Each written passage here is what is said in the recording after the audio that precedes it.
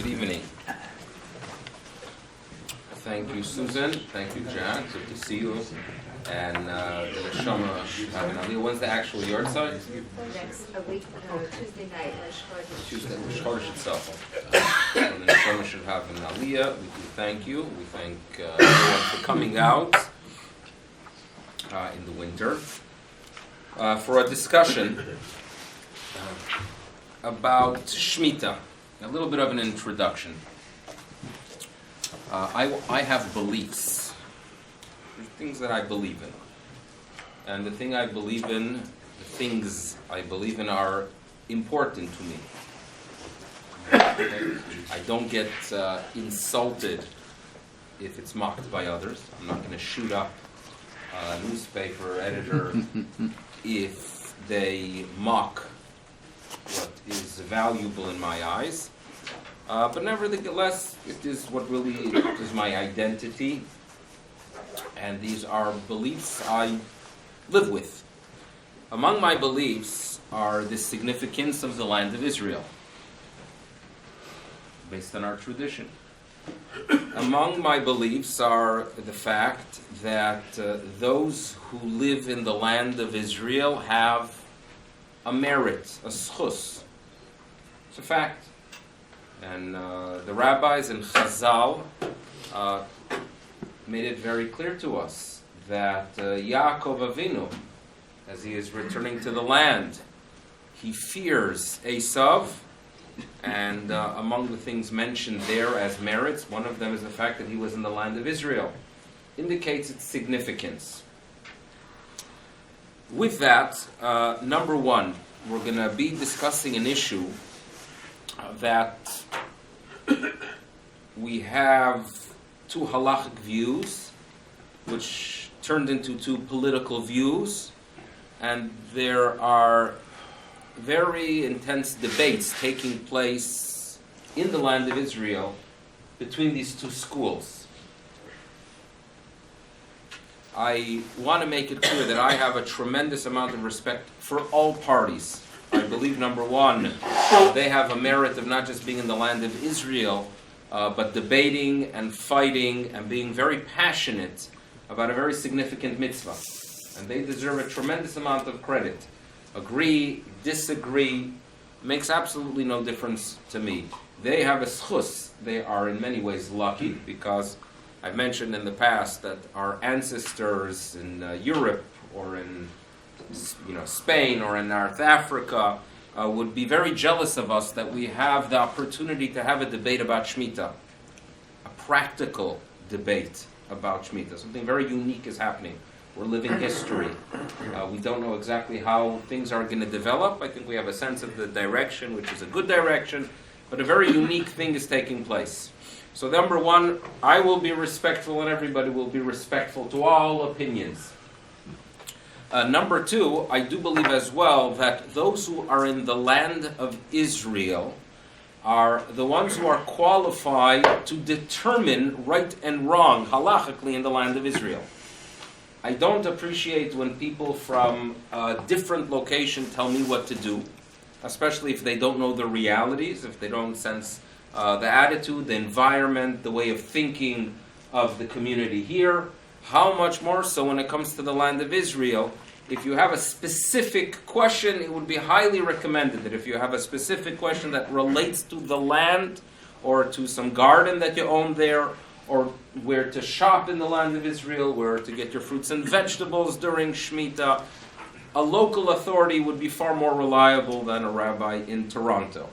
Nevertheless, I would like to share with you a little bit of the history, but a little bit of what to keep your eyes open for, to become familiar with the different terms, and I think it will assist us all in making those decisions or knowing how to ask the questions in the land of Israel.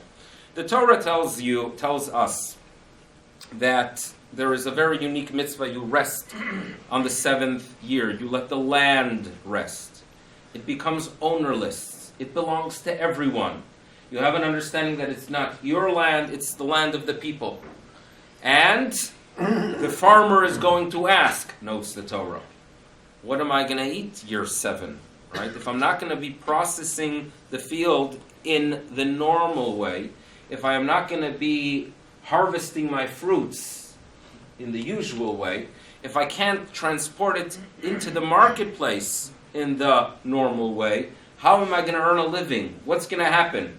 And the Torah tells us that Sivisias Berchasi, there is going to be a blessing, that the produce of year 6 is going to last for 3 years, to cover year 6, year 7, into year 8. Worry not, the Almighty will be watching you. A wonderful blessing. And it is perhaps, from the most inspiring statements in the Torah that God says He's going to get involved, that as you observe this mitzvah, you'll be taken care of. However, our rabbis tell us that throughout the years leading to the first temple and during the first temple, Shmita was not one of their strong points. And we are even told that one of the reasons for the exile happens to be the fact that they did not observe the Shmita. Whatever that means. Does that mean 99% of society was not? 80, 20? I wasn't there. I don't know. But as they return in the days of Ezra for the Second Commonwealth to rebuild the second Beis HaMikdash, the reality is that it's not the same nation. Yovel is not in practice. According to almost all authorities, Shmita is only rabbinic. It is a very, very different type of Shmita. And of course, as we are exiled from our land, beginning in the year 135 and on, there's this constant decline in Eretz Yisrael. A decline of rabbinic institutions, of yeshivot, of shuls, of Jews in Eretz Yisrael. And it's indeed a tragedy, but Baruch Hashem, we have merited towards the end of the 19th century the beginning of a return. This is not a return to a foreign land, it is a return home. It is a return home to a land that always had a Jewish presence. Let's remember that. We were always there. We never left. True, when Ramban Nachmanides arrives into Jerusalem in 1267, he only finds 2 Jews. 2 Jews. I don't know if they were talking or not, but 2 Jews were there. And I know, and he describes the fact that when he wanted to have a shul there, all he had to do was walk into a dilapidated structure, remove the rubble, and it was his. Right? We should have invested then in real estate. That's what we know. But they were there. They were present. Baruch Hashem, there is a return. Baruch Hashem, we have farmers that are working the land. But we are working the land, we have this issue, this problem. You cannot work the land as you usually do during the Shmita year. You cannot go ahead and market your fruit. You cannot send it to Chutz La'aretz if it has sanctity of Shmita. There are many, many guidelines that would make it close to impossible for the farmer to survive. What do you do? And this question was asked in the years leading to Shmita 1889, and the rabbis came up with different suggestions. It was suggested by some that you could go ahead and sell the land to non-Jews. By selling the land to the non-Jews, it is the fruit, the produce does not have the sanctity of Shmita, and thus you could go ahead and sell it in the marketplace, and that is known as heter mechira. A very familiar, a term we've heard of, one that was approved by one of the greatest poskim of the last half of the 19th century, Rabbi Yitzchak Elchanan Spector, one that many great rabbis in Israel gave their approval. Others, of course, did not, and there was a major debate. We focused last time on the debate of 1910, where you had Rav Kook, his first year where he was playing a very significant role for the welfare of the Yishuv, where he approves of the Heter Mechira. He tells us how important it is to go ahead and work with these farmers who are not naturally interested in the laws of Torah, but ones that if we work with them, we could guide them in the right direction. And we talked about a rabbi in Yerushalayim by the name of Ritvaz, who was in Tzfat as well, and his attitude. That was our focus. Now, if I really left it off, we left the discussion at 1910 last time. And it ended off by a concept called Heter Mechira, sell it to the non-Jews. And rabbis claiming, but wait a second, you're not supposed to sell land in Eretz Yisrael to non-Jews. We are warned in the Torah. Lo techanem, you should not give a stronghold to Gentiles in Eretz Yisrael. It's our land. So how can you allow a sale? And they would respond, listen, this is not a long-term sale. This is a sale to actually strengthen our hold of the land. Because by allowing farmers to produce, by giving them the ability to survive, you are strengthening Jewish hold in Eretz Israel. This was the debate of 1910, and that was the issue that remained. Fine. Up until that point, if I would visit Eretz Israel in the Shmita of 1917 and the Shmita of 1924, I most probably would find many of the new Yeshuvim relying on quote-unquote heter mechira. I would find some old-timers in Yerushalayim, members of the old Yeshuv, who were very careful to purchase their fruits and vegetables from the Arabs. The Arabs were there. They interacted with them day in, day out until 1947-48. And that would have been, the routine that existed there. And that perhaps could have been, what exists in Eretz Yisrael up until this day. Some kind of those who do and those who believe that it's no good. But there is a very significant player that changes everything when he arrives in Eretz Yisrael in 1933. One of the most significant, I was thinking, if I would have to make a list of the top 10 rabbinic authorities, not just in their halachic knowledge and greatness, but rather on their impact, I have no doubt that I would place the Chazon Ish on the list of the top 10 20th century rabbinic authorities when it comes to impact. I would put the Lubavitcher Rebbe, and I would put Rav Soloveitchik, and I would put Rav Kook, and I would put probably Baron Cutler, people that had an impact that shaped the way you see orthodoxy today. And the Chazon Ish is indeed one of those authorities. And what is it about the Chazon Ish that changed it all? So number one, we're going to have to analyze his opinion, and then we're going to have to analyze who he was. And then we're going to have to understand his impact. And then perhaps we could go ahead and develop an understanding of the big picture. Okay? So, the story goes, there is a place in Belarus called Kosovo. Kosovo, perhaps. Belarus. There's a rabbi, Rabbi Karelitz, and he has a son. Rabbi Karelitz's son, born in 1879, perhaps, and he names him Avraham Yeshayahu. What do we know about the child at a young age? He's a loner. He's weak. He's physically weak. He's not like a very strong kid. And he liked spending time alone. He was friendly when he would interact a little bit with others. And he really didn't learn with anyone but himself. So he had no teachers. He didn't go to yeshiva.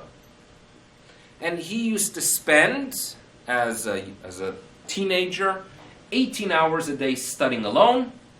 Right? Eat a little bit, come home, sleep a little bit, and continue with his learning. That's what we know about him. Obviously a very bright young man. There are those who have studied his works, and they claim that since his Hebrew was a very pure Hebrew, and he would not use any foreign words, they call it Haskalah Hebrew. In other words, there are those who argue that obviously the literature that he was studying then during those 18 hours, obviously 99% of it was Talmud, but perhaps a little bit of it was the Haskalah literature of that period. There are those that argue that. It is very clear that he had knowledge in medicine. How do we know that? Because there are dozens, if not hundreds, of testimonies that doctors from Tel Aviv would speak with him in the 1940s when he lived in Israel. And obviously he read through medical journals as well. In Yeshiva they tried teaching that his knowledge of medicine came either from Ruach HaKodesh or by studying the laws of Trefos. Well, that's not the fact. The fact is, yes, he had knowledge, but B, whatever medical journals were available, he would read them. That's most probably a logical explanation for his knowledge, and I've heard this from reliable sources. He, at age 26, 27, is not married yet, and he's offered a shidduch. And they knew in the shidduch world at that time that he was a bright man. They knew it's going to be a little bit difficult to live with him because he has these practices, a few chumros. They're going to have to find a girl that's willing to accept it. And also he wants to just learn. He wasn't interested, he had no needs. His hat that he wore his whole life was his bar mitzvah hat. Not a person who had any physical needs. They're looking for a spiritual young lady.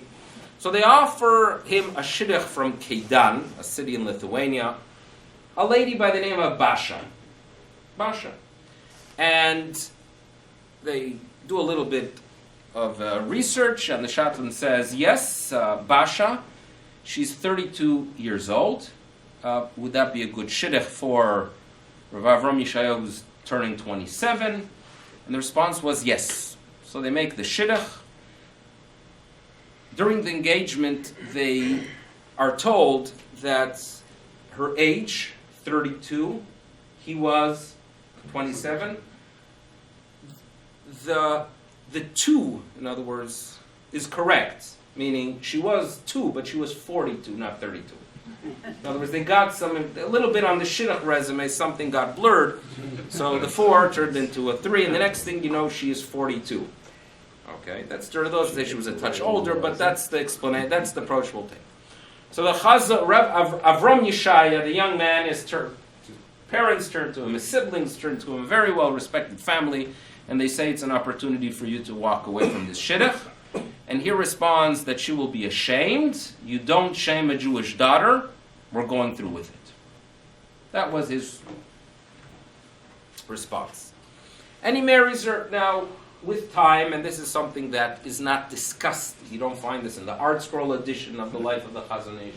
But the reality is that her age was not the only problem she had. She had some other significant problems as a person, and the Chazon Ish spent his life trying to make her happy. Right? If you interview people who lived in Bnei Brak in the 40s and early 50s, they will tell you that as children in the cheder, they would have, after studying a specific topic, they would have the honor and privilege of coming to the Chazon Ish for a farher, for a test. But the custom was that you would come into the Chazon Ish's room, not by the door, but rather there was some kind of cart by his window. You would climb in through the window. So access into the Chazon Ish's bedroom, was through the window. Why? Well, the story is because his wife controlled him and believed that he shouldn't be spending time interviewing students. So she told him, you're in the room here, you should be learning. So they had no choice, so they used the window. So these are things that you hear stories from Bnei Brak. They're actually photographs of kids from Cheder lining up and walking into the Chazon Ish. Very, very unique situation. Now, this rabbi, Chazon Ish, lands up living in Keidan, in Lithuania. He, of course, is studying. He learns with chavrusos, with study partners, and in the beginning of the first decade of the 20th century, he studies with Rabbi David Nachman Kolodetsky as a chavrusa for 4 years. He studies with him. David Nachman Kolodetsky's wife was a cousin of Basha. So it's mishpacha. So there was a very, very close relationship. And Reb David Nachman Kolodetsky is my great grandfather. In other words, my father's mother, Rabbi Milevsky, she was a Kolodetsky from birth, so it was her father. So there was always this intrigue, there was this closeness, the image. We grew up with stories about the Chazon Ish. I still remember in my grandfather's study that one of the portraits was of the Chazon Ish, legends of the Chazon Ish, stories of the Chazon Ish. And the fact is that I have the privilege, Rabbi David Nachman Kolodetsky, my great-grandfather, was a great scholar. He unfortunately passed away at a young age in his mid-40s from diabetes. He passed away in around 1926. His books, he had a collection of Sfarim, and his Sfarim were inherited by my grandfather. In other words, my grandfather in 1929 leaves, Aaron Milevsky leaves Hebron, Eretz Yisrael, comes to Lithuania, marries my grandmother, gets the job, the position that was left. So he inherited the book of David Nachman Kolodetsky. In turn, my father inherited those books. And 22 years ago, to be honest, I should get this off tape, I took most of them, if not all, of the ones that were of value from my father. Okay, my brothers hopefully will never watch the video. Now, among the items I took was a book, a sefer I should say, and this is a sefer that, it says straight out here, that it belongs to David Nachman Kolodetsky. It is the Chazon Ish, the work of the Chazon Ish, his first published work in 1911. His first published work in 1911. And it's interesting that David Nachman Kolodetsky, for whatever reason, writes in the book itself, Ha'adres Shel HaMechaber. He gives us the exact address of the author. There was a very close relationship. I don't know, perhaps some historian could benefit from it. So this is the work of the Chazon Ish. It is a very difficult text to study. Meaning, at that time, there are other people who publish works and become very popular because you could read it and understand. This is a book, this is a sefer that has a tremendous amount of depth and difficulty in truly appreciating his greatness.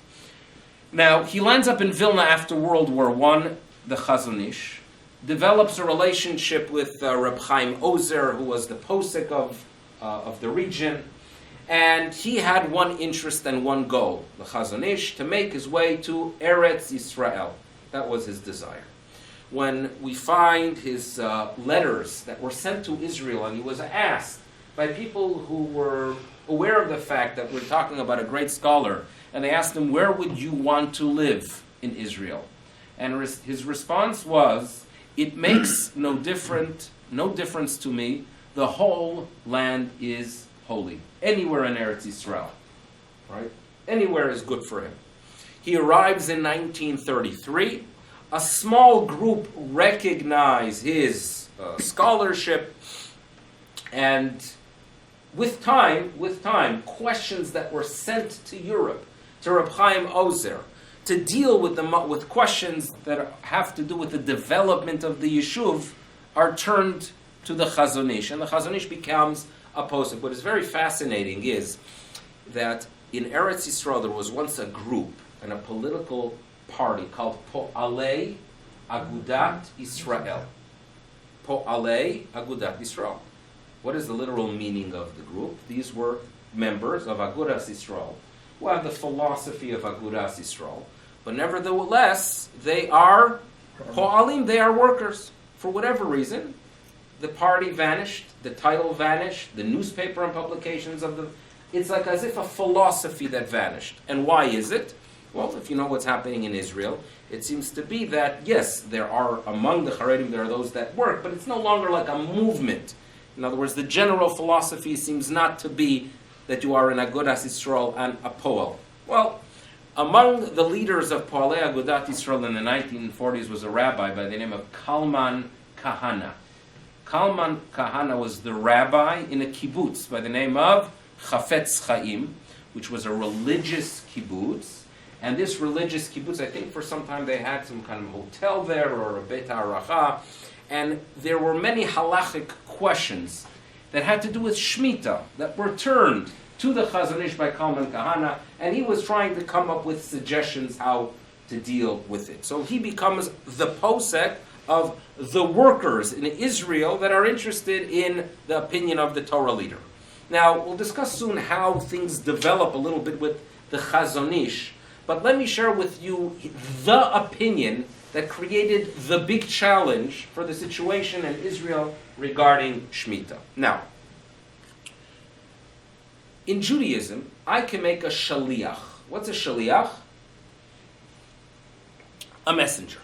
When I make a messenger to fulfill a specific mission, it is attributed to me. Correct?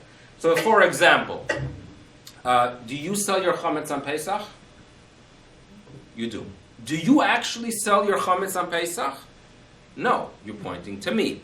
So you make me a shaliach. I am your messenger. And if you read the document carefully, you'll realize that you give the option that I can choose someone else. So at times, if I'm with a group of rabbis, I might ask someone else to do it, correct? That is with the concept of shaliach. Shlucho shel adam kemoto. Like, it's the same idea. No. Next, imagine I have a friend who is upset at another person, and he wants to burn down his house. So he hires me as his shliach to burn down the house, and I do it. I am caught by the police or by the rabbinic court, and the rabbinic court says you are guilty of destroying someone else's property. And I respond, no. In Judaism, there is a concept called a shaliach. My action is attributed to the person who sent me. And therefore, I really didn't do anything at all, because that's how the halachic system works. So what will this court, or what would the police tell me? Well, there is a rule called Ein Shaliach Lidvar Avera, that a messenger the action will not be linked if you are sent on a mission that is an Avera. That is what we are told. Now, in the 18th century, there was an odd occurrence that took place. There was a woman who the husband decides to divorce her, and she wasn't interested. So what happened is that the husband seemed to be a character, a gangster. He hires a few people, and one of the individuals had the job of giving the wife the bill of divorce, and the other two had the job of holding her to be sure that it comes to her hands. Meaning two of them come from the side, they grab her hands, right? And the husband sends a shliach, a messenger, to place it in her hands, and that's what they did. So she's walking down the street. The next thing she knows, two jlobs come and grab her, and they start putting her hands together. A shliach of the husband comes and puts the bill of divorce in her hands. They forcefully close her hands. She fights them. She gets upset, and as they are fighting the bill of divorce is shredded.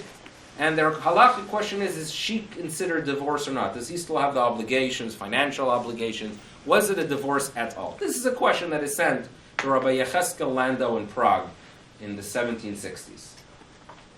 So, Rabbi Yecheskel Landau says that you should know, when we say Ein Shaliach Lidvar Avera, and obviously divorcing a woman against her will is an Avera, right? There's a cherem against it. It is 100% an Avera. So comes the Noda B'Yehuda, and he tells us, Rabbi Yecheskel Landau, the rabbi, that when you say that there is no messenger for an act that is an Avera, it means that the action is not attributed to the person who sent the messenger. The link is gone, meaning naturally when I send the shliach is an extension of my hand. But here in this situation, when you say that in shaliach ledvar avera, the link between me, the shliach, is gone. And therefore it is as if the messenger divorced without being sent by the husband. And in such a case, obviously, if the husband is not the one to send the messenger, it is not a valid divorce. It is not attributed to the husband. That's what he says. Based on that understanding that Ein Shaliach Lidvar Avera means that you disconnect that link between the sender and the messenger, comes the Chazon Ish and he argues that since halachically speaking, selling land in Eretz Yisrael is prohibited, because the Torah tells us, Lo techonem, do not give a stronghold to the goyim in Eretz Yisrael. So therefore, if I walk over to a court of the Rabbanut, and I tell them, you guys go ahead and sell the land for me, since the action of selling is an Aveira, it is not attributed back to the farmer, to the owner of the land. And therefore, notes the Chazon Ish, according to that, when we have a problem with Heter Mechira, it is invalid, period. It is not a valid sale. And therefore, in Eretz Yisrael, produce that they claim to be Heter Mechira is not, it violates Shmita, and you can't purchase such a thing. For farmers, it's not an option, he argued, and it's not an option for the consumers. That's what he argued. Now, this was a striking statement, because he's not telling you that it's a problem for the farmers, and if they did it, but rather, it is not valid at all. And that really changed everything. Now, what about options? We have to ask the Chazon Ish. I live in Yerushalayim, correct? How am I going to get produce? If you're telling the farmers that they're not allowed to take all their fruits and vegetables, place it in trucks because you are treating it like an owner. You are not to do that with Shmita. If you have a field, if you have a tree during Shmita, it is permissible to walk into your backyard and pick your lemons, but only the normal amount you would bring in from the marketplace. If you bring in 3 cartloads of lemons from your tree, you are treating it as an owner. That is wrong. If you have a tree, if you have a field in Shmita, you're supposed to open it up. Everyone has access to it. It belongs to all of Klal Yisrael. How on earth, according to the Chazon Ish, what option exists for me to purchase Shmita goods? Very valid question. So therefore, you're going to find different answers given, different answers and different systems created based on the problem that the Chazon Ish points out. You know, one of them is, for example, Otsar Bet Din. You'll find that in Israel. Come summertime in Israel, and you're going to be purchasing fruits and vegetables. You will see that sign Otsar Bet Din. What is this idea of Otsar Bet Din? So it is based on an old tradition that what is taking place is as follows, that you have a court. The court takes charge of the fruit that's in the fields that's ownerless. They turn around and pay the owners to act not as owners, but to act as individuals who will be transporting the goods from field to marketplace. And when you pay for the fruit, you are not paying for the value of the fruit, you are paying for labor. So there are systems to get around. The Otzar Beit Din, by the way, is a very beneficial system because it keeps the spirit of Shmita. If you think about it, the other options that you find, right, they're all valid, by the way. They all work, but they don't keep the spirit of Shmita. You know, for example, Heter Mechira. Does it work? Well, we'll discuss soon what others say to the Chazon Ish. But even if it does work, which the majority of great authorities say it does, is that the spirit of Shmita? Is that the spirit of Shmita to sell it? I think we agree that letter of the law, it works, the spirit not.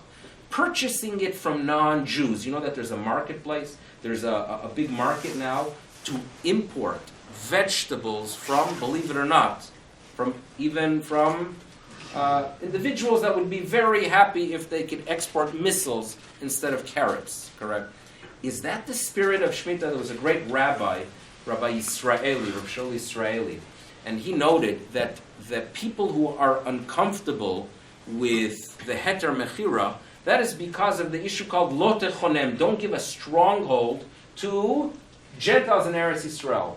To turn around, and because of a text, a verse in the Torah, that says, don't give a stronghold to Gentiles, what do? We turn around and support their economy by buying from them fruits and vegetables.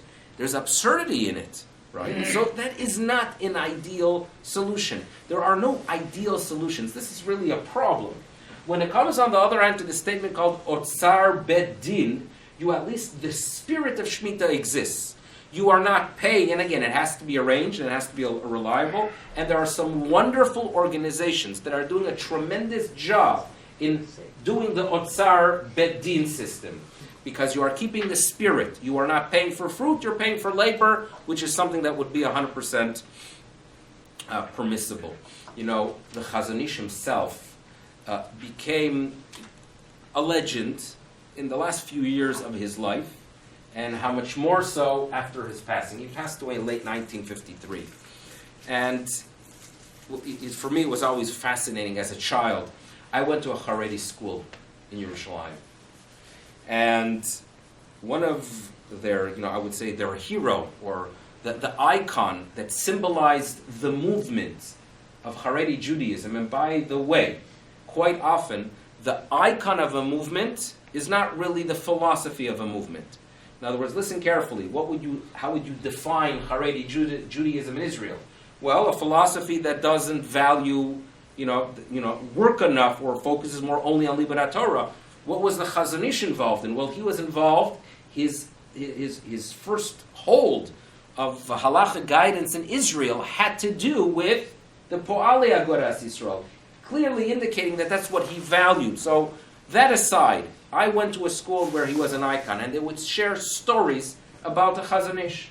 One of the stories was the fact that in 1952, as the state of Israel is debating the law of army, if women should be drafted to the army, the Sherut Le'umi issue, very hot button issues. So Ben Gurion senses that the religious parties in the Knesset are not making their own decisions, but rather anything they want to discuss or any opinion that wants to be presented has to go through the wise man in Bnei Brak, the Chazon Ish. So Ben Gurion was fascinated, and he decided he wants to go ahead and visit the Chazon Ish. So everyone knows there are pictures of Ben Gurion wearing a hat, walking into the little house in Bnei Brak, an historical moment.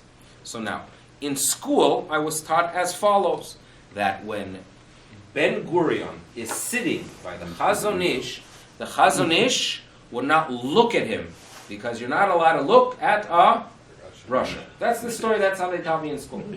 I come home, and I, share with my father, the words of wisdom I get in school. And like quite often, I would hear one thing in school and another thing at home, and that's why I'm mixed up. And he shares with me the fact as follows. My father had an uncle. My great uncle was a fellow by the name of Chaim Kolitz. Chaim Kolitz is a recognized personality.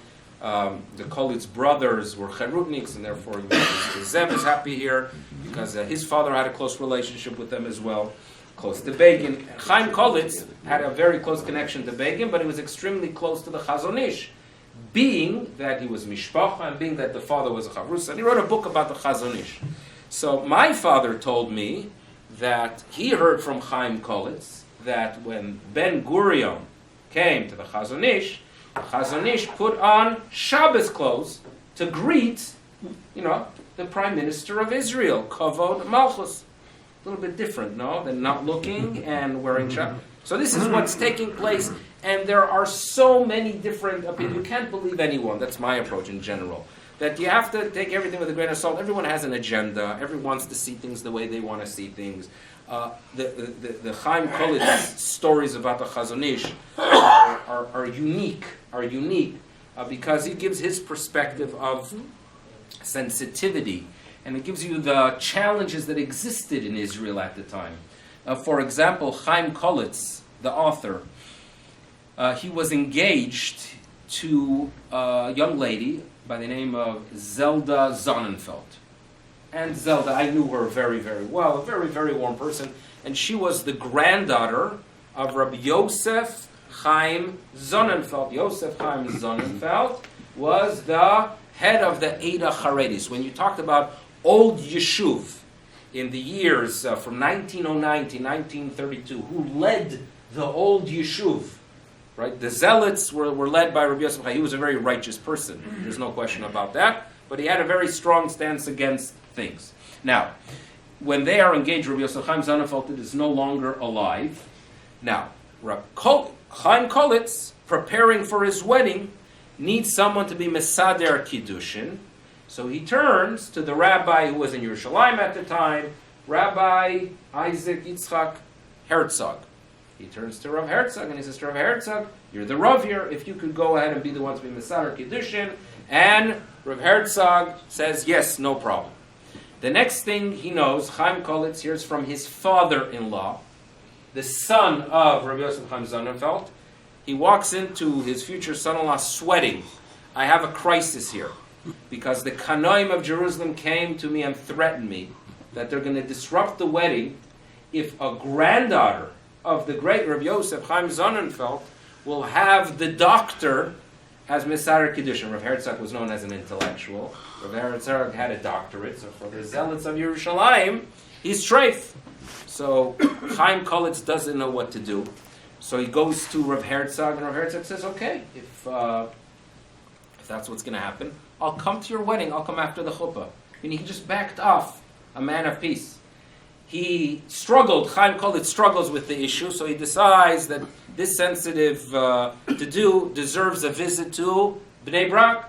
He goes to Bnei Brak, and he turns to the Chazon Ish, and the Chazon Ish says, you immediately go back to Rav Herzog, and you immediately apologize, and you immediately tell him that you will be Mesarer Kiddushim, and don't worry about the zealots. In other words, they're big talkers. They're big talkers, but they're not going to do anything.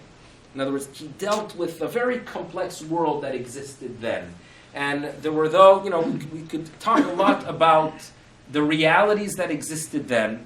What we have to know and what is practical is that in the marketplace you will find the following. Number one, heter mechira. You want to know, right, what's the bottom line? In other words, we're in the year 2015. There's so much history. What is the bottom line? Is it reliable or not? So I'm going to quote to you what Reb Shlomo Zalman Auerbach tells us.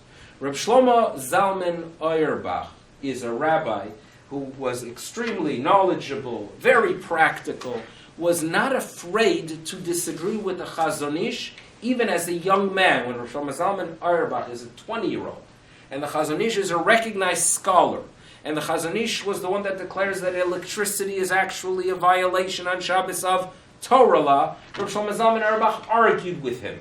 And in general, we follow, regarding Psak, we take the approach of the 20-year-old and not the Chazon Ish. So just we're talking about here a tremendous scholar, one who was respected by all schools because he respected all schools. And to quote to you what Rav Shlomo Zalman Auerbach tells us is as follows.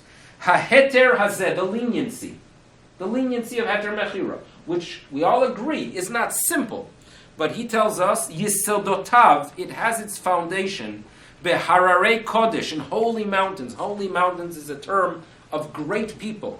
So therefore, it is something that's nitkabel v'nahug lema'aseh b'chol eretz hakodesh. It is accepted. God forbid, just as it is wrong for a person. Imagine, for example, you have a city where people rely on a specific leniency. It could be that they use grain in Chutz La'aretz that is considered chadash. They're not careful with yashan, right? I lived in Memphis. In Memphis, right, there was no option of getting from a bakery that was yashan. Everything was technically chadash. It's a leniency. Chalav Yisrael, in other words, regular OUD milk. It is a leniency. Imagine you walk into a city where a leniency is accepted as the norm, and you get up and declare, I am better, I don't use it. Right? There's a flaw in it. It is extremely problematic. It is something that is very damaging for the spiritual welfare of such a community. Rav Shlomo Zalman Auerbach is telling us that in Eretz Yisrael, heter mechira is accepted. It is considered a chutzpah. It is considered a chutzpah to walk in to people who accept that leniency and make a to-do that it is no good. He is not telling you that it is a must to follow. If a person shashtil quietly adapts a stricter practice, 100%, if it's for the sake of heaven. But you have to use wisdom. It is something that's nitkabel v'nahug lema'aseh. You want to know about heter mechira? It was something that was accepted by very great people. The concerns of the Chazon Ish have been answered. They are still debated. There are different explanations given how there is no problem of en shleach l'dvar avera. You will find it in the marketplace, and remember, it has a yisod behararei kodesh. Another option you will find is mentioned is the otzar bedin. Another one is what is called yevul nochri, meaning produce that is grown by non-Jews. Another option that is found is that they grow goods in boundaries that are outside of the historical Eretz Israel, like in the southern part of the Negev. Okay. Another option that appears for vegetables, and this is something that the Chazon Ish developed together with Kibbutz Chafetz Chaim, and the option was to come up with greenhouse products that they are growing either as hydroponics or in pots that do not have a hole. So if you have, let's say you have a home in Eretz Israel and you have tomatoes growing, you could grow tomatoes in-house, and your pot does not have a hole, that does not have the sanctity of Shmita. It's not linked to the land. All these things are mentioned, and all these things are developed, and are different options that are presented to deal with the issue of Shmita. Every single one, each one of them has their benefits. Many of them have their problems. It is important to walk in with an understanding. The issue that exists a little bit is over the past few years, the Rabbanut in Israel has been going through some turmoil. And I put it slightly. So it got, and there is a lack of, in other words, there's a lack of clarity. I'll tell you, if let's say you find here in Toronto vegetables from Israel, correct? If there would be some kind of system where I could find out who's supplying it and where it comes from Israel, and to figure out that indeed it comes from an area where they did a heter mechira, a valid one, so then I could go ahead and tell people locally that the peppers that you find at No Frills are from Israel, but nevertheless a heter mechira was done. But things are not functioning as well as they should. It's a little bit of a problem that exists because there are those over, especially 7-8 years ago, that they elevated the standard of the Rabbanut. So you're going to say to me, well, elevating a standard is a good thing. But the problem is that when you sometimes, and this is a very sensitive issue, when you elevate a standard, what happens? There's a price that has to be paid for it as well. If the vegetables that are being supplied are coming in from Chutz La'aretz, and suddenly you're going to turn to a restaurant in an area that's secular and happens to be kosher, and you tell the restaurant owner that this year, if you want your certificate that you're kosher, you're going to be buying the carrots that come from Holland. And the guy says, okay, how much more is it? It's only double the price, not triple, worry not. So the restaurant owner will say, listen, I'm here in Herzliya Pitua. The percentage of people that are concerned about kosher is small. I can't afford it. So there has to be a tremendous amount of sensitivity when you walk in with a chumrah. It has its place, but you have to be mindful of many, many things. Not an easy decision. It has its place, we all agree, but you have to be very, very careful. That's one of the problems that exists in the land of Israel regarding the issue of Shmita. It's our prayer that there is a commitment that's taking place. In other words, with all the problems, there are some wonderful farmers that are either working with Otzar Betin, or some of them who are doing heter mechira, but they are leaving some of their land to rest, to keep the spirit of Shmita alive. There are a lot of wonderful things taking place in Israel. There's a lot of institutions that are studying the laws of Shmita, which is really, it's a very wonderful topic to study. And may it be that our study and our commitment and our interest in it shall begin the process of completing the redemption in Eretz Yisrael. We'll take a few questions. And otherwise, go ahead, Jerry.